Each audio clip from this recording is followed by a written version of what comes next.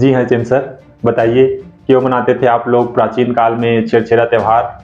कैसे हुई थी इस त्योहार की शुरुआत? आनुवांशिकी के बारे में हमारे समय के लोग भी जानते थे कि फसलों की कुछ किस्में जो विभिन्न प्रकार के किस्मों के आपसी संकट से पैदा होते हैं, उनमें कुछ बीमारियों से लड़ने की क्षमता पाई जाती है। वाह! और वो उपाय यह था कि लोगों के पास जो बीज है उसे ही संकरित कराया जाए और इसीलिए लोगों को सलाह दिया गया कि वे आपस में बीजों का साझा करें। उन्हें एक साथ उगाने से नेक्स्ट जनरेशन में अधिक हाइब्रिड विगर वाले पौधे उत्पन्न हो, अर्थात अधिक रोग प्रतिरोधक क्षमता वाले पौधे, अर्थात कम संक्रमण, ज़्यादा उत्पादन, ज़्यादा खुशहाली, ज़्यादा समृद्धि।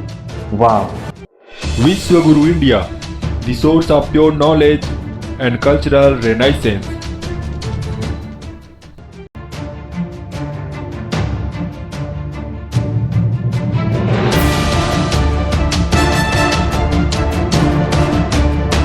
एनालाइजर जी उठिए। एनालाइजर जी उठिए। एचएम सर, आप आ गए? जी एनालाइजर जी, मगर अब क्या फ़ायदा है चिम सर, मैंने तो अपना वीडियो एडिट कर लिया है और आप अब आ रहे हैं। मेरा आना या नहीं आना आपके ही ध्यान की अवस्था पर निर्भर करता है एनालाइजर जी, मगर अभी आपने अपना वीडियो अपलोड तो नहीं किया है ना? हाँ, अपलोड तो नहीं किया हूँ, और यदि आप कुछ बहुत ही महत्वपूर्ण बात बताएंगे तो थोड़ा बहुत सुधार करके फिर से शूटिंग करके एडिट भी कर लूँगा। तो बताइए एनालाइजर जी, आप क्या जानना चाहते हैं? मैं क्या जानना चाहता हूँ यह भी तो आप जानते ही होंगे चिम सर। हाँ, आपको छेरछेरा त्योहार के प्राचीन मूल्यों और महत्वों के बारे में जानना है। जी हाँ चिम सर, बताइए क्यों मनाते थे आप लोग प्राचीन काल में छेरछेरा त्योहार? कैसे हुई थी इस त्योहार की शुरुआत? इसका जवाब भी बहुत ही सिंपल सा है एनालाइजर जी। बहुत सिंपल है, कैसे बताइए ना? यही कि आनुवांशिकी के बारे में हमारे समय के लोग भी जानते थे। क्या कहा आपने? यही एनालाइजर जी कि जिस जेनेटिक्स को आप लोग आधुनिक ज़माने की खोज समझते हैं, उसके बारे में हमारे प्राचीन काल के विभिन्न महागुरुओं को भी ज्ञान था। क्या है चिम सर, कुछ भी? आनुवांशिकी की खोज तो मेंडल ने की थी, ग्रेगर जॉन मेंडल ने, और वो भी सन 1862 में। आपके समय के लोग भला कैसे आनुवांशिकी के बारे में जानने लगे? मैं आपसे क्या पूछ रहा हूँ और आप क्या बता रहे हैं? यही सच्चाई है एनालाइजर जी, और यही आपके प्रश्न का सही उत्तर भी है। हमारे प्राचीन भारतीय महागुरुओं के आनुवांशिकी के बारे में ज्ञान का तो यह एक उदाहरण मात्र ही है। हमारे प्राचीन भारतीय संस्कृति में आपको ऐसे कई अन्य उदाहरण भी देखने को मिल जाएंगे। आप जो बता रहे हैं वो बहुत ही अजीबोगरीब लग रहे हैं चिम सर। मुझे नहीं लगता कि आप चाहेंगे कि मैं इस जवाब के लिए अपना वीडियो फिर से शूट करूं, फिर से एडिट करूं। कुछ लॉजिक, कुछ फैक्ट्स या कुछ साइंटिफिक रिमार्क्स तो होना ही चाहिए ना? ठीक है एनालाइजर जी, मगर पहले आप मेरे कुछ प्रश्नों के जवाब दे दीजिए। हाँ ठीक है, ज़रूर पूछिए, मैं बताने की पूरी कोशिश करूँगा। पहले आप यह बता दीजिए एनालाइजर जी कि क्या यह संभव है कि प्राचीन काल से जो मान्यताएं आप लोगों तक एक पीढ़ी से दूसरी पीढ़ी होते हुए पहुंची है, उनमें कुछ बदलाव आ गया हो? हाँ, संभव है। उन मान्यताओं को बोलने, सुनने या बताने में? हाँ, ये भी हो सकता है। या उसे समझने में? हाँ, ठीक है। अच्छा ठीक है, अब बताइए कि जब किसी गांव में कोई महामारी फैलती है तो गांव के लोग उसे क्या कहते हैं?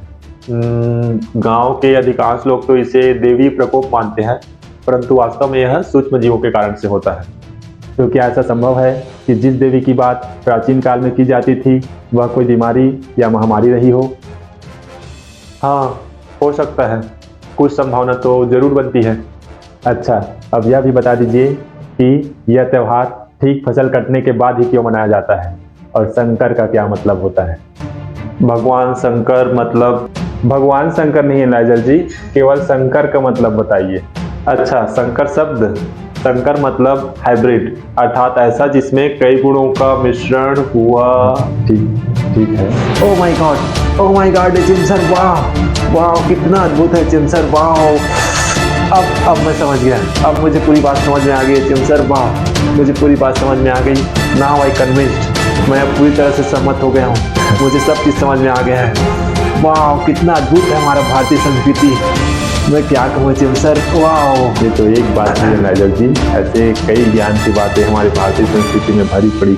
हाँ जी जी, बिल्कुल सही कहा एचएम सर, कितना सटीक है आपका उत्तर, बिल्कुल एकदम सहमत हूँ मैं आपके उत्तर से एचएम सर, बिल्कुल। अब मुझे समझ में आ गया कि क्यों छेरछेरा त्योहार मनाते थे। वाह वाह, कितना अद्भुत है हमारा भारतीय संस्कृति, कितना अद्भुत है हमारे भारतीय महागुरुओं का ज्ञान, विज्ञान और दर्शन।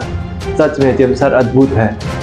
वाह, कौन सोच सकता है कि त्योहार में इतना गहरी बात छुपी हो, इतनी बड़ी ज्ञान की बात छुपी हुई हो। वाह, इतने महान हैं वे सभी महागुरु जिन्होंने हमारे भारतीय संस्कृति को इतना महान बनाया, इतना ज्ञान सम्मत बनाया, ज्ञान विज्ञान और दर्शन से परिपूर्ण किया।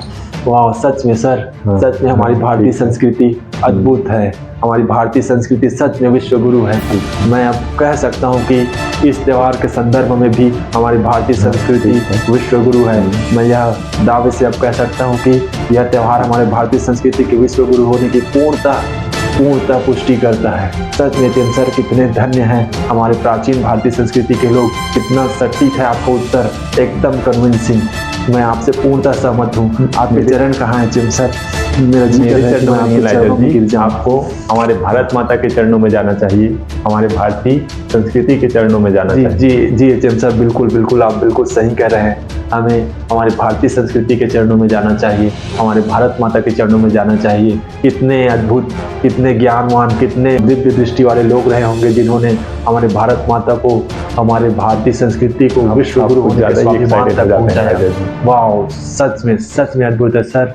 भारत माता की जय जय जय, विश्व गुरु इंडिया अमर रहे। पूरी करने दीजिए जी आप थोड़ा शांत हो जाइए, बिल्कुल मुझे बिल्कुल, आप अपनी बात बताइए। पूरी करने दीजिए। मैं आपकी पूरी बात सुनूंगा, न सिर्फ सुनूंगा बल्कि आपकी पूरी बात को अपने वीडियो में बताने की मैं कोशिश करूंगा। ठीक है। मुझे बहुत ही ज़्यादा उत्सुकता है पूरी कहानी जानने की कि कैसे हुआ था भारतीय संस्कृति में यह त्यौहार मनाने की शुरुआत। जी एनलाइजर जी, सुनिए। जी जी जी एचएम सर, बिल्कुल बिल्कुल, आप पूरी कहानी विस्तार से सुनाइए। ये कहानी उस समय की है एनलाइजर जी जब लोगों ने प्राचीन काल में कृषि करना सीख लिया था और जल्द ही उनका सामना कृषि से संबंधित विभिन्न समस्याओं से भी होने लगा।